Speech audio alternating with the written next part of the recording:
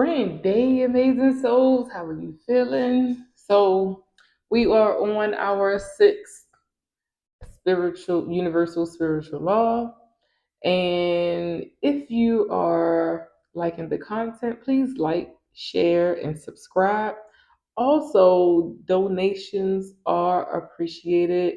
Um, my Cash App is down below. Um,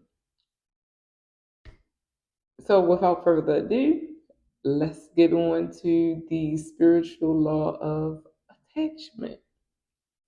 You can have anything you wish in your life, but if your sense of self worth or your happiness depends on having it, then you are attached to it. Whoever or whatever you are attached to can manipulate and control you. Cords are formed between people who have unresolved issues between them. Every time you send thoughts of or words of anger, jealousy, hurt, envy, or need to someone, you manifest a tiny thread which attaches to them. An occasional thought may dissolve it, but if you consistently send negative feelings out, the threads will form ropes or cords. These will remain and bind you together until they are released.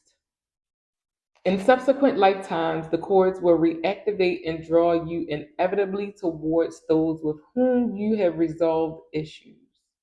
This is to enable the soul the opportunity to do things differently. We can be attached to things or objects. Negative energies such as greed, pride, envy, and need can send huge cords to objects like houses, cars, bank balances, and jobs. This is why it is called the trappings of wealth. You can, of course, have a beautiful home, a great job, and a lovely car to drive.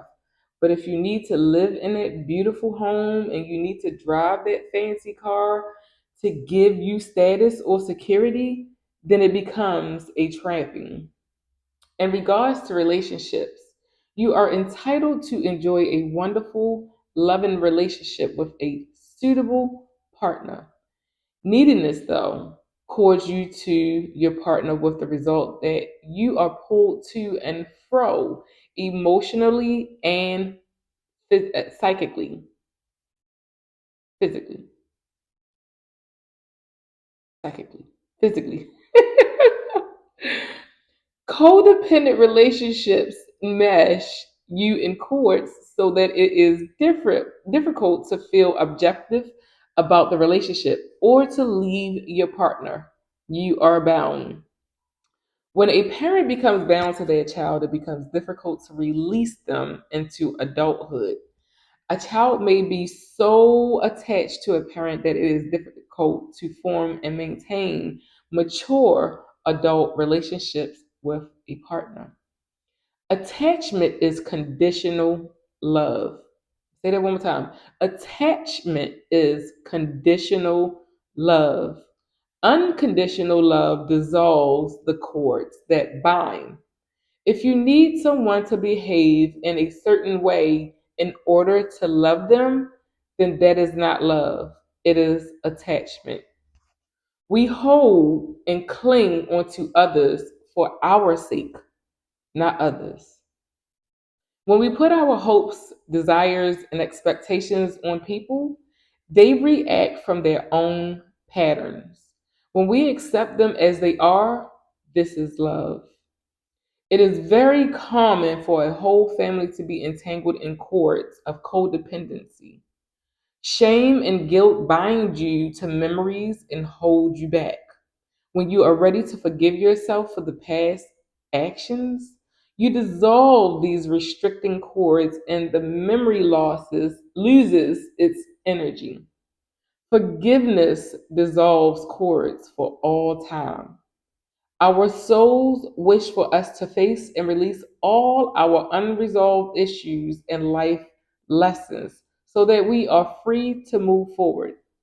When you forgive someone and totally let go of what has happened in the past, you free both that person and yourself.